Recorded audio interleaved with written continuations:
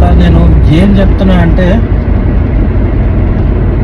ఎవడన్నా దేశం రావాలి అని అనుకుంటాడు చూసిన, గల్ఫ్ అంటే ఇక బైరన్ కానీ, దుబాయ్ కానీ, మస్కట్ కానీ, ఎటన్నా కానీ ఎవడన్నా పోవాలి అని అనుకుంటే మాత్రం ఖచ్చితంగా ఏదైనా ప్రాబ్లం ఉంటే కానీ, పైసల గురించి ఏదైనా ఇబ్బంది ఉంటే కానీ, అట్లాంటి అవి ఏమన్నా ఉంటే పైసల గురించి, లేకపోతే ఫ్యామిలీ ప్రాబ్లమ్స్, ఎవడన్నా బతుకుదామని అనుకున్నోడు మాత్రమే దేశం రాదు. అనవసరంగా ఇక్కడికి వచ్చి ఏదో షోకేస్కి అందరు కదా దేశం పోతుర్రు, నేను కూడా పోతా, ఆడేమో పీక్తా పొడుస్తా అని ఏదో మూతపరి చేయడానికి అయితే రాకూరి. ఒకడు మా దోస్తుగాడు వచ్చిండు, వాని జిందగీ ఎట్లయిందంటే, అది ఏమనుకున్నాడంటే ఇండియాలో కదా పోరీలు ఎంబడ పడితే ఎట్లుంటావో ఈడ కూడా అట్లనే ఉంటుందేమో అనుకొని చెప్పి మనోడు లైట్ తీసుకొని ఏం లేనిపోని ఎట్లా పోయాడు. ఇప్పుడు జైల్లో చిప్పకూడు తింటుండు. నాకు ముచ్చట రీసెంట్గా తెలిసింది. అది కూడా ఎట్లా అంటే, మా దోస్తుగాడు ఇంకో దోస్తుగాడు జైలుకి పోతే అదేందో చుట్టాలు లెక్క అయిపోయింది. మాకు నా దోస్తుగాడు ఒకడు పోతే ఇంకో దోస్తుగాడు ఆడు ఉన్నాడు అన్నట్టు నాకు తెలిసింది. సో ఎవడైనా సరే దేశం పోవాలి, 4 రూపాయలు సంపాదించుకున్నట్టు అయితే ఖచ్చితంగానైతే ఏదైనా ప్రాబ్లం ఉన్నాడు, లేకపోతే పైసా మీద ఆశ ఉన్నాడు మాత్రమే రాదు. అమ్మాయిల మీద ఆశ అట్లాంటివి ఉండేటోడు ఎవడైనా సరే దేశం కరెక్ట్ కాదు. ఇంకేది మన ఇండియాలో ఏది చేసినా కానీ నడుస్తాయేమో, కానీ గల్ఫ్ కంట్రీలలో మాత్రం 100% నడవది. ఎందుకంటే ఇక్కడికి వచ్చి మన తెలుగు వాళ్ళు మస్తు మంది ఏదో ఒక రకంగా ఎప్పుడో ప్రతి ఒక్క క్షణం అందరు బాధపడుతారు. వీడు పలానోడు వీడు మంచిగా ఉన్నాడు, ఎవడో ఒక్కడు మంచిగా ఉంటాడు, అందరు అయితే అస్సలకే ఉండరు. ఎవడో ఒక్కడు మాత్రమే మంచిగా ఉంటాడు, అందరు అయితే అస్సలకే మంచిగా ఉన్నారు. ఎందుకంటే ప్రతి ఒక్కరి లైఫ్ ఒకలాగా ఉండదు, ఒక్కొక్కరికి ఒక రకంగా ఉంటుంది, ఒక్కొక్కరికి ఒక రకంగా ఉంటుంది. ఒక్కొక్కరికి మంచిగా ఉంటుంది. ఎట్లా అంటే వాళ్ళ అరబ్బోలు కానీ ఏదైనా వేరే మంచిగా ఉంటుంది.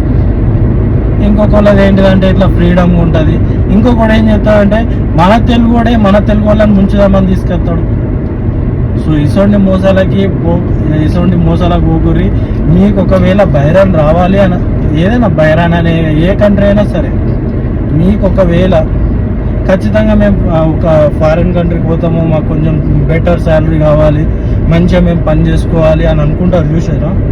అసలు వాళ్ళు ఏం చేయాలంటే గల్ఫ్లో అంటే అన్ననో తమ్ముడో అంటే ఎవడు మనకి సాతేవాడు ఇయ్యాడు, కాకపోతే మనకి ఏంటిదంటే ఎవడన్నా మన సపోర్ట్ అనేటోడు ఉంటాడు చూసినా, వాడిని తీసుకొని వాడిని కొంచెము ఇక మనకి కొంచెం హెల్ప్ చేస్తాను. ఇక మీకు తెలిసిపోతుంది, ఇక మరీ అంతగానని చెప్పక్కర్లేదు, ఇక అర్థం చేసుకోవాలి మీరే.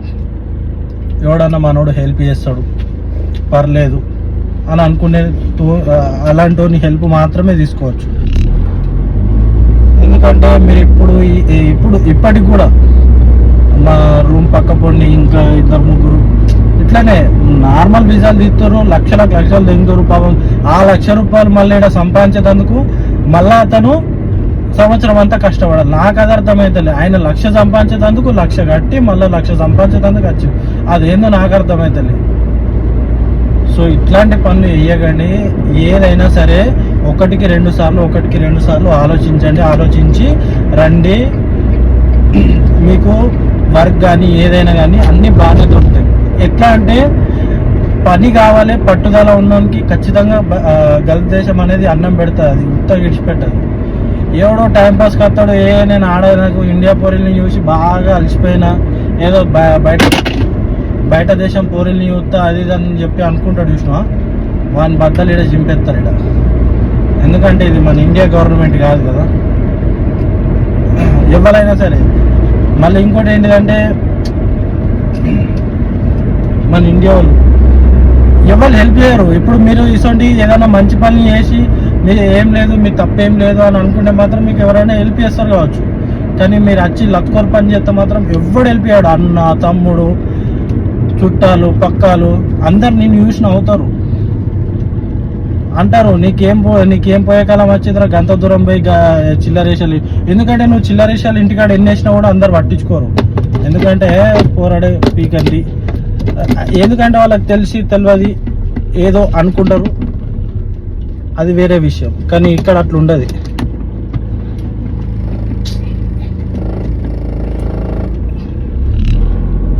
సో అందరికి ఏంటిదంటే కొంచెం జాగ్రత్తగా ఉండండి, ఇబ్బంది పడకండి. అందరి లైఫ్లో ఒకలా ఉన్నాయి, కొంచెం జాగ్రత్త. బస్ అంతే, నేను చెప్పగలిగేది ఇంతే.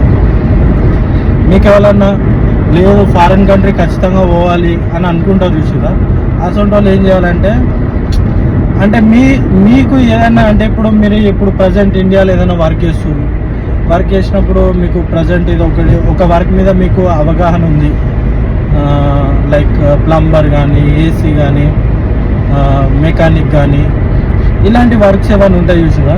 ఇప్పుడు ఏంటంటే నార్మల్గా గల్ఫ్ కంట్రీలలో కూడా ఎట్లా అంటే మోసాలు కూడా బాగా జరుగుతున్నాయి. ఇప్పుడు గల్ఫ్ కంట్రీ నుంచి వాళ్ళు వీసా పంపించి అక్కడ నుంచి వాళ్ళు తెప్పించుకొని మనకు అక్కడ నుంచి ఎంత దొరుకుతుంది మా అంటే ఒక 20,000 25,000. దాంట్లో మళ్ళీ మనకి కొన్ని కంపెనీలు అయితే రూమ్లు ఇస్తాయి, ఫుడ్ ఇవ్వాలి.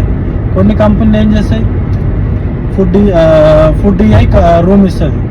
అట్లాంటప్పుడు నీకు ఫుడ్ ఇక అవి ఇవి అని అనుకుంటే నార్మల్ లెక్క అనుకున్నా కూడా నీకు దగ్గర ఇక్కడ నీకు ఒక 50 దినాలు ఖర్చు అవుతాయి. నువ్వు వచ్చినోనేం చక్కగా ఉండవు, అట్లా ఇట్లా అని చెప్పి తాగుతావు, తింటావు.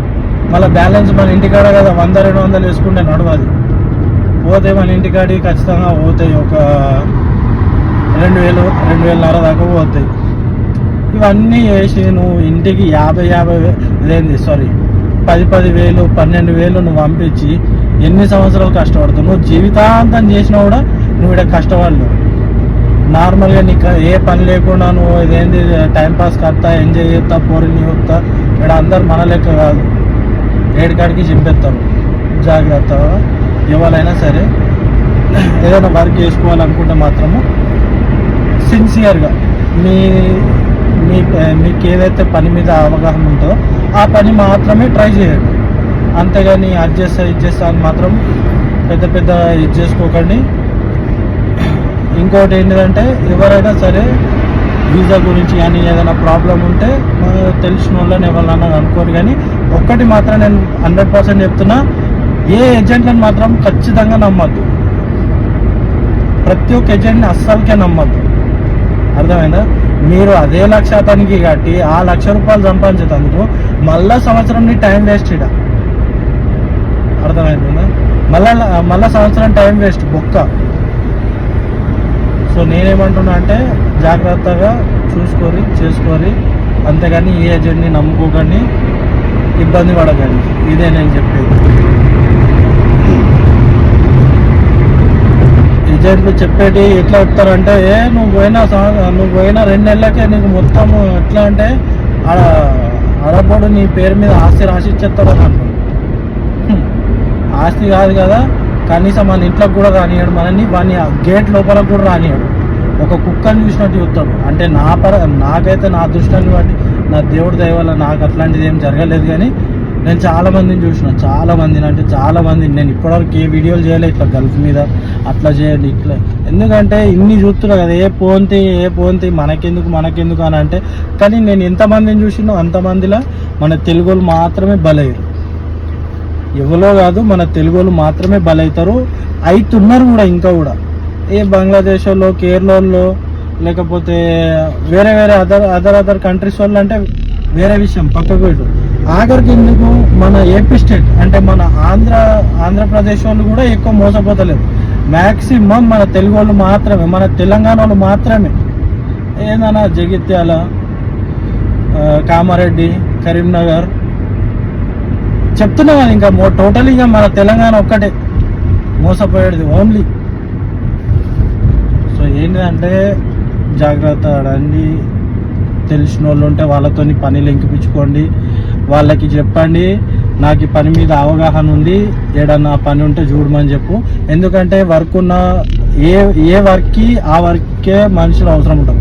నువ్వు వీడికి వచ్చి ట్రైనింగ్ తీసుకొని పని చేస్తా అంటే వాళ్ళు ఒప్పుకోరు. సో మీరు ఏంటిదంటే ఫస్ట్ మీరు వచ్చేటప్పుడు 1-2-3 సార్లు ఆలోచించండి. ఆ తర్వాత మీరు వచ్చి జాయిన్ కావచ్చు. ఎందుకంటే మళ్ళీ మీరు ఇక్కడికి వచ్చిన తర్వాత ఎందుకు ఇవన్నీ మనకు తలకాయ నొప్పి. నీకు తెలుసు కదా, ఇప్పుడు నార్మల్గా చూస్తున్నారు ఆన్లైన్లో అదేంది టిక్ టాక్లలో ఆన్లైన్లో పెట్టి మాకు ఇట్లా అయింది అట్లా అయింది అది ఇది అని చెప్పి అంటారు. అదంతా చెప్తున్నా, దాంట్లో మ్యాక్సిమం అయితే మన తెలుగులో ఉన్నారు కదా, మోసపోయేది అక్కడ. సో ఏంటిదంటే గ్యాస్ నేను ఒకటే చెప్తున్నా, ఎవరైనా సరే మీకు తెలిసిన వాళ్ళు, ముఖ్యంగా చెప్తున్నా, టైంపాస్ చేద్దామని అనుకుంటారు విషయం. టైంపాస్ చేద్దామని అనుకున్న మాత్రం ఖచ్చితంగా గల్ఫ్ కంట్రీలకు అయితే అస్సలు రాకూడదు. ఓకే, టైంపాస్ చేయాలనుకుంటే ఏ గోవాకో థాయిలాండ్కో ఏదో ట్రిప్కి వేసుకొని పోండి. కానీ అంతేగాని మీరు ఇక్కడికి వచ్చి మీ అయ్య వాళ్ళని కష్టపెట్టుడు, ఓకే అంటే అట్లా అని కాదు. ఎందుకంటే మీరు ఇక్కడికి వచ్చిన తర్వాత ఏదైనా ప్రాబ్లం ఎదుర్కొంటే వాళ్ళకే కదా ప్రాబ్లం. వాళ్ళు లేని అయినోళ్ళకి కానోళ్ళకి కాళ్ళు మొక్కి మళ్ళీ మిమ్మల్ని తెప్పియనీకి నానా ఇబ్బందులు పడతారు వాళ్ళు.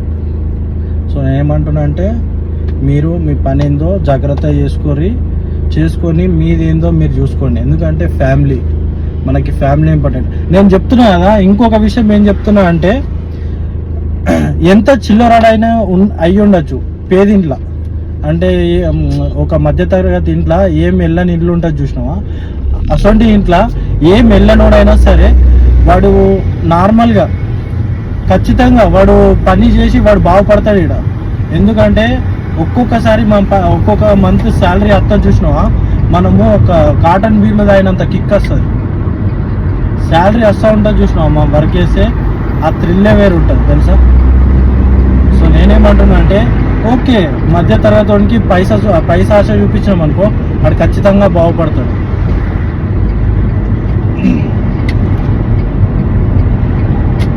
ఇదే ఫ్రెండ్స్, నేను ఏమంటున్నా అంటే ఇది ఒక్కటే, మీరు మోసపోకండి, మోసపోయి వచ్చి బాధపడకండి. ఇది ఒక్కటే నేను చెప్పాను. ఓకే ఫ్రెండ్స్, జై శ్రీరామ్.